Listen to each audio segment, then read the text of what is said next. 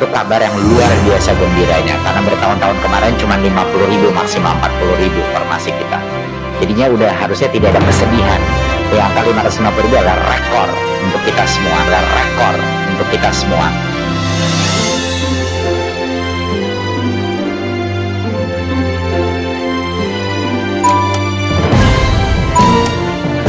Selanjutnya kami persilahkan Mas Menteri untuk memberikan respon beberapa terkait dengan masukan dan saran dari teman-teman.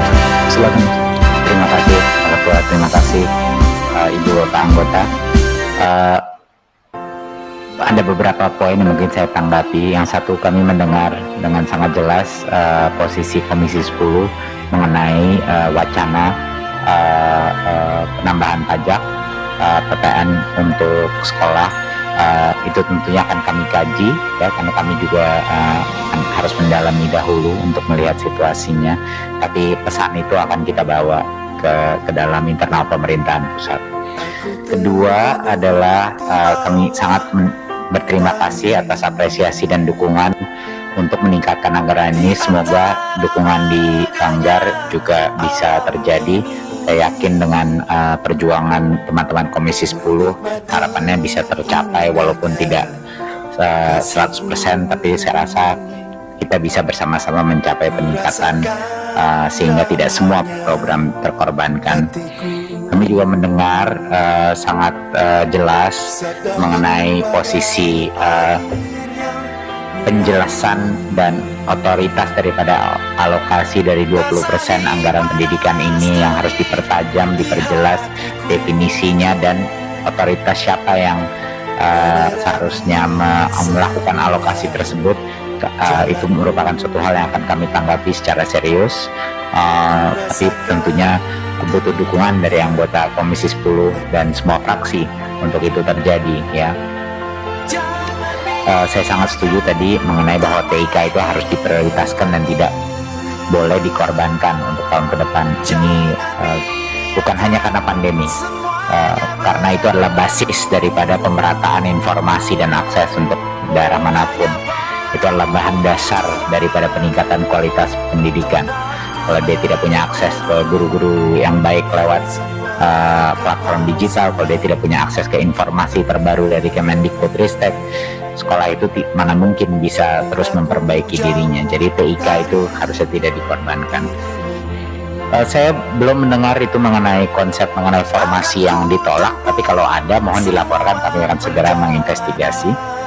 Tapi saya ingin menjelaskan sekali lagi karena mungkin sudah 5-10 kali ya saya mengulang ini mengenai informasi 1.500.000. Jadi mohon bantuan, dukungan anggota Komisi 10 untuk memperjelas apa yang dimaksudkan. Ya, kemarin 1 juta adalah jumlah anggaran yang sebenarnya sudah disiapkan untuk menghadapi. Anggaran itu hanya bisa dipenuhi kalau daerah mengajukan informasi. Untuk tahun ini yang mengajukan formasi sepol-polnya itu sudah didorong, dikasih tahu akan menjadi anggaran APBN itu 550.000. Itu bukan kabar jelek, itu kabar yang luar biasa gembiranya, karena bertahun-tahun kemarin cuma 50.000 maksimal 40.000 formasi kita. Jadinya udah harusnya tidak ada kesedihan. Yang angka 550.000 adalah rekor untuk kita semua. Tapi jangan juga nanti ada mispersepsi angka 500.000 itu yang akan diangkat, karena itu tidak benar. Yang lulus tes seleksi akan diangkat. Kalau yang lulus seleksi hanya 100.000 ya cuma 100.000 yang diangkat. Kalau yang lulus seleksi 500.000, 500.000 diangkat. Kalau yang lulus seleksi 600.000, 500.000 diangkat. 100.000 sisanya diangkat di tahun berikutnya. Ini saya ulang lagi ya, biar masyarakat dan organisasi-organisasi ini mengerti. Ini pertama kalinya terbuka sebesar ini. Yang akan diangkat adalah yang lolos seleksi dan yang masuk dari jumlah yang diminta Pemda formasi. Yang meminta itu Pemda, bukan pemerintah yang menentukan. Kita memberikan ruang sebesar 1 juta, ya dapatnya aja 500.000 dari Pemda.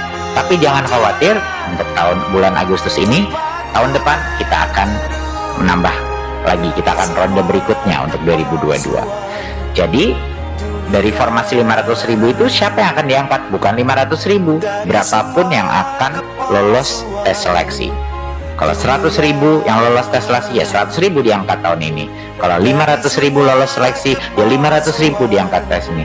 Kalau 700.000 yang lolos seleksi, cuman 500.000 yang diangkat tahun ini, 200.000 sisanya bisa diangkat tahun depan. Nah, mohon maaf saya berulang-ulang, tapi ini agar ada kepastian bagi masyarakat bahwa udah kita sekarang ya lihat siapa yang lolos tes seleksinya, karena kan semuanya harus ngikutin tes. Jadi mohon ini dimengerti dan tolong disosialisasikan ke masyarakat biar nggak terus memutar-mutar kembali, nggak perlu ada kegelisahan gitu. Kalau yang nggak masuk tahun ini bisa masuk di bulan Agustus ini, dan Pemda kita terus berbicara terus Pemda bahwa anggaran itu dari pusat. Terima kasih, saya rasa sekian dari saya masukan-masukan mengenai program secara spesifik mengenai SMKTK, sekolah penggerak, dan UPT-UPT yang ada di bawah kita itu akan kita tanggapi dan akan kita janji, dan tentunya kesiapan tatap muka. Poin saya terakhir adalah kebijakan SKB mengenai tatap muka bahwa yang sudah divaksin itu wajib memberikan opsi itu masih berjalan. Hanya saja jadinya tidak perlu khawatir mengenai perubahan daripada SKB tersebut, ya masih kriteria masih sama. Kalau sudah divaksin wajib memberikan opsi, terserah mau sekali seminggu, 2 kali seminggu, 3 kali seminggu, asal mengikuti prokes dan checklist bisa dilakukan. Nah, satu hal mungkin yang akan terjadi adalah di mana ada situasi PPKM, yaitu pembatasan skala mikro, yaitu saja yang mungkin dalam kan sekarang pembatasan skala mikro itu dalam waktu 2 minggu ya biasanya kan untuk melakukan isu itu. Ada kemungkinan di dalam PPKM tersebut berarti tidak bisa tatap muka terbatas, tapi itu adalah suatu keharusan yang dialami semua sektor. Dalam 2 minggu itu ada pembatasan gitu, dan di 2 minggu itu kalau kemungkinan akan dilaksanakan bahwa tidak ada tatap muka terbatas yang boleh terjadi untuk kelurahan atau desa tersebut, ya kan, mikro makanya tingkatnya. Jadi itu sudah menjadi bagian dari SKB kita bahwa PPKM itu bisa membypass ya, bisa saja menganulir selama 2 minggu tersebut proses pembelajaran tatap muka terbatas. Jadi itu saja, jadi nggak perlu khawatir bahwa akan ada perubahan apa, tidak. PPKM akan menjadi instrumen pemerintah untuk melakukan rem di daerah atau di kelurahan atau di desa tersebut. Jadinya lanjutkan saja proses SKB-nya. Kalau PPKM terjadi di daerah Anda ya mungkin akan berhenti tatap muka terbatas, tapi hanya untuk 2 minggu tersebut. Sama seperti kalau misalnya restoran cuma boleh 50% kapasitas atau masyarakat disuruh bekerja dari rumah, ya kan? Sama sektor pendidikan mungkin harus PJJ selama PPKM tersebut, ya.